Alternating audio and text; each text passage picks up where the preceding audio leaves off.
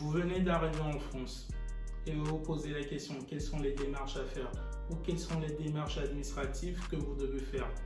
Si vous êtes un étudiant déjà en France et que vous vous posez la question, est-ce que j'ai déjà fait toutes les démarches administratives? Est-ce que j'ai bien fait toutes les démarches administratives qu'il faut faire? Vous êtes au bon endroit. Je vais donc répondre à cette question en vous partageant les 5 démarches à faire lorsque vous arrivez en France. Restez jusqu'à la fin parce que le 5e élément est très important et qu'il y a plusieurs personnes qui ne le font pas alors que c'est le plus important et que ça vous offre plusieurs avantages.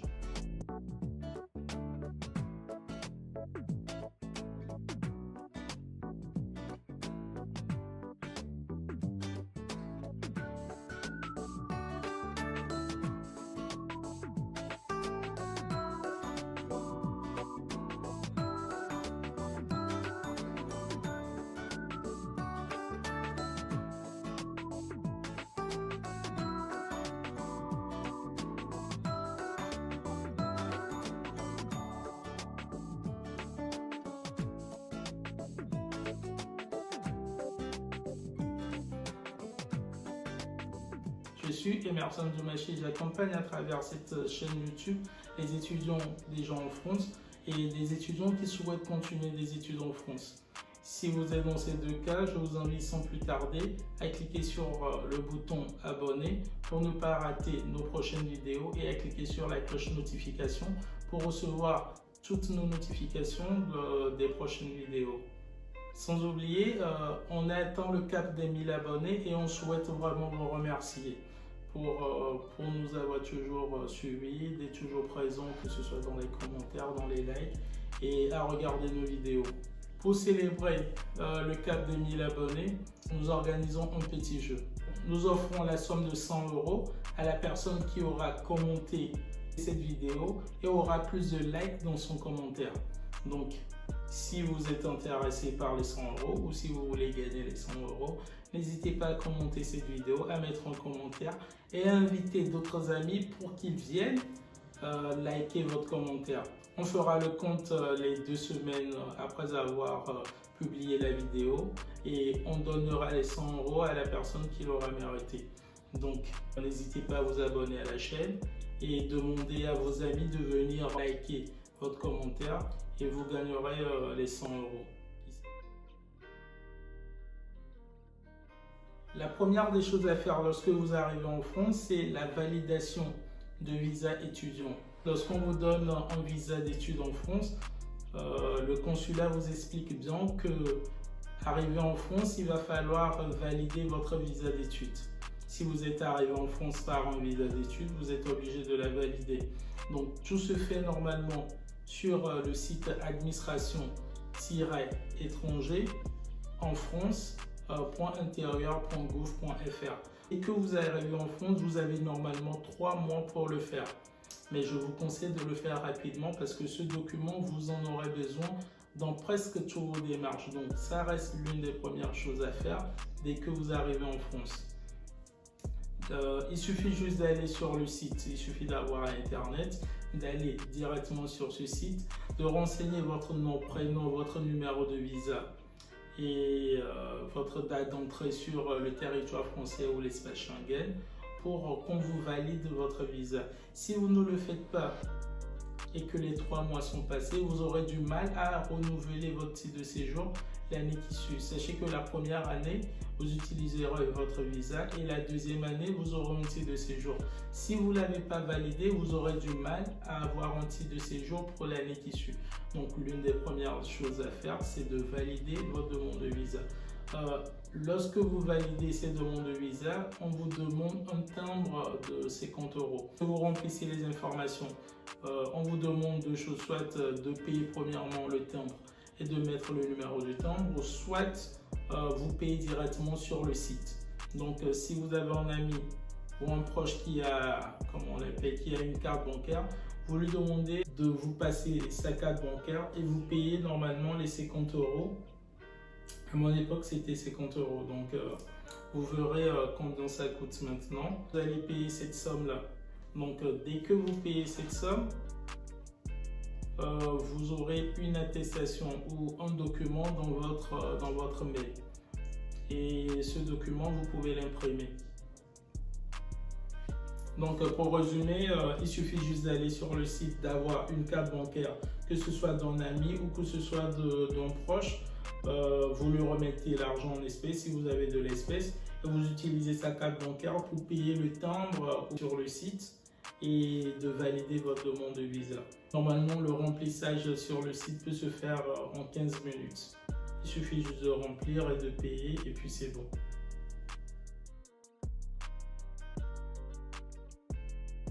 La deuxième chose à faire pour ceux qui sont déjà en France, je pense qu'ils l'ont déjà fait, c'est l'ouverture d'un compte bancaire. Ce qu'il faut savoir lorsque vous allez ouvrir un compte bancaire, la première des choses, c'est de prendre un rendez-vous. On ne va pas directement à la banque et puis on ouvre un compte bancaire. Donc la première des choses à faire, c'est de prendre un rendez-vous auprès d'un conseiller pour l'ouverture du compte bancaire. Une fois le rendez-vous pris, à la date du rendez-vous, je vous conseillerais de venir avec quelqu'un qui a déjà ouvert un compte bancaire en France. Des fois, les conseillers proposent plusieurs assurances dont vous n'avez même pas besoin. Et il y a plein d'étudiants qui souscrivent à des assurances dont ils n'ont même pas besoin. Donc, le mieux est d'être accompagné par un étudiant ou un ancien camarade, un ami ou un proche à l'ouverture de votre compte. Si vous ne pouvez pas être accompagné et que vous allez tout seul, évitez de prendre aussi toutes les assurances qu'on vous propose. Prenez juste la protection de votre carte bancaire, l'assurance qui couvre la protection de la carte bancaire. Si on vous propose un découvert, ça c'est à vous de choisir si vous voulez le découvert ou pas. Le découvert, c'est un montant qu'on vous offre. En gros, si je vous explique, si vous avez votre carte bancaire, le jour où vous n'aurez plus de sous sur la carte bancaire ou par exemple vous avez 0, la banque peut vous octroyer un prêt de peut-être 100 €, de 200 €.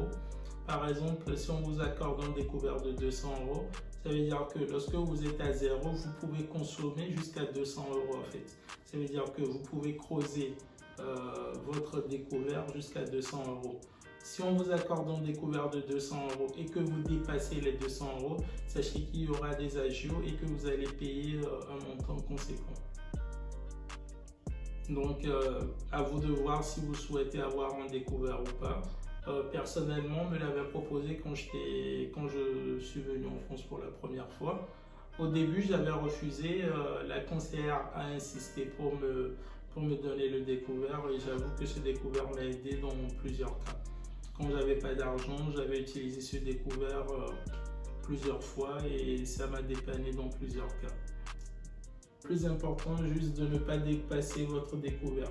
Si on vous donne un découvert, de ne pas le dépasser, et si on ne vous accorde pas de découvert, de ne pas aller, lorsque vous n'avez pas d'argent sur votre carte, n'essayez pas d'acheter un truc ou n'essayez pas de creuser ce découvert-là. Sinon, ça vous coûte plus cher après.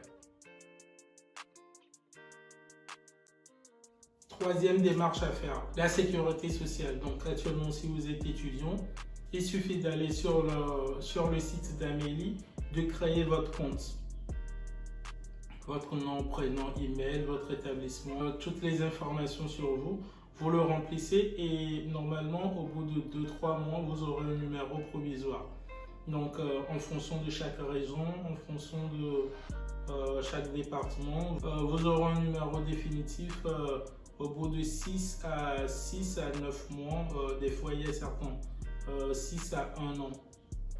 Donc après avoir eu un numéro définitif, on vous enverra une carte vitale. La sécurité sociale est très importante à faire parce que lorsque vous trouvez du boulot, c'est un des éléments que votre employeur vous demande en fait.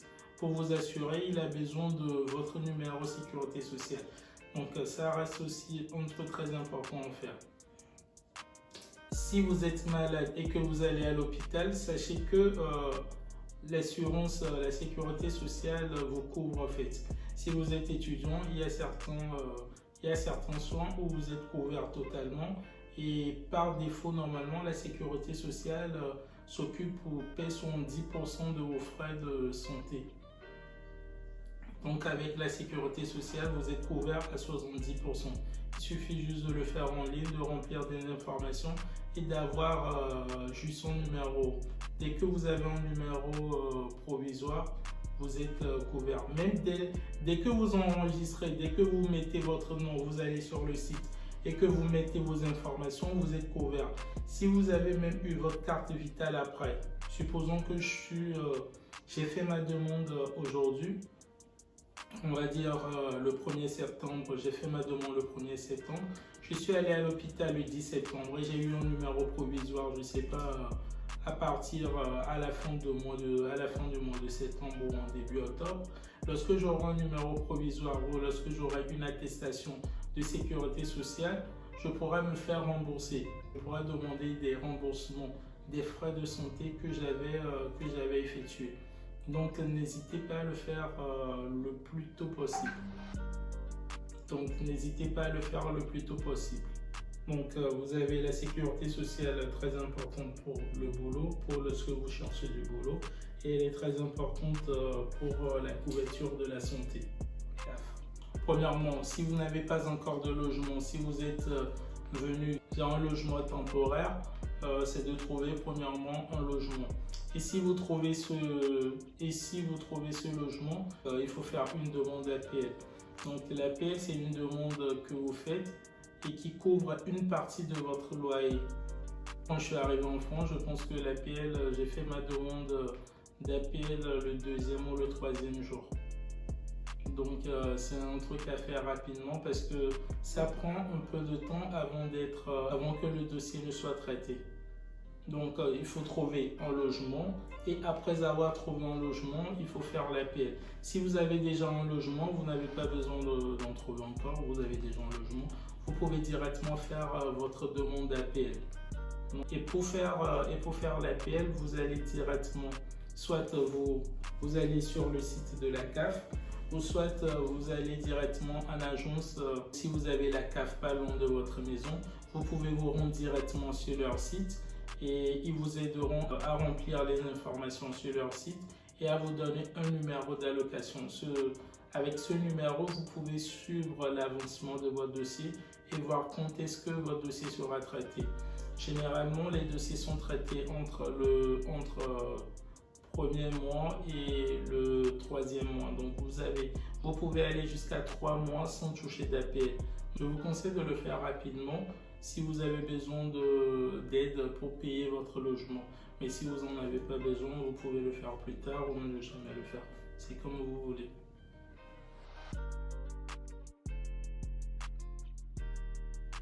La 5e démarche, très importante à faire, c'est la CMU-C. La CMU-C, c'est un complémentaire santé qui se fait aussi sur le site d'Amélie. Ou soit vous allez directement, vous prenez un rendez-vous chez Amélie. Après avoir fait votre demande de numéro de sécurité sociale, vous pouvez faire votre demande de CMU-C. Je vous avais dit précédemment que la sécurité sociale vous couvre à 70%. Donc, la CMU-C permet d'avoir une couverture à 100%. La Sécu s'occupe des 70% et la CMU-C s'occupe des 30% restants. Si vous êtes étudiant, vous avez droit à cette CMU-C et vous pouvez faire la demande de cette CMU-C. Donc, n'hésitez pas à faire la demande de la CMU-C et elle a plusieurs autres avantages comme des frais de réduction, frais des services de transport de votre ville. Par exemple, en région parisienne, l'abonnement mensuel pour les transports par mois est de 75 € si je ne me trompe pas, environ 75 €. Et lorsque tu as la CMU-C, tu payes uniquement que 18 €. Il suffit juste de prouver à la SNCF que j'ai la CMU-C, on m'a accordé la CMU-C. Donc avec la CMU-C, au lieu de payer les 75 €, vous payez uniquement que 18 € par mois. Donc la CMU-C vous offre plusieurs avantages. Et ça fait partie des démarches à faire si vous souhaitez avoir des réductions sur plusieurs choses.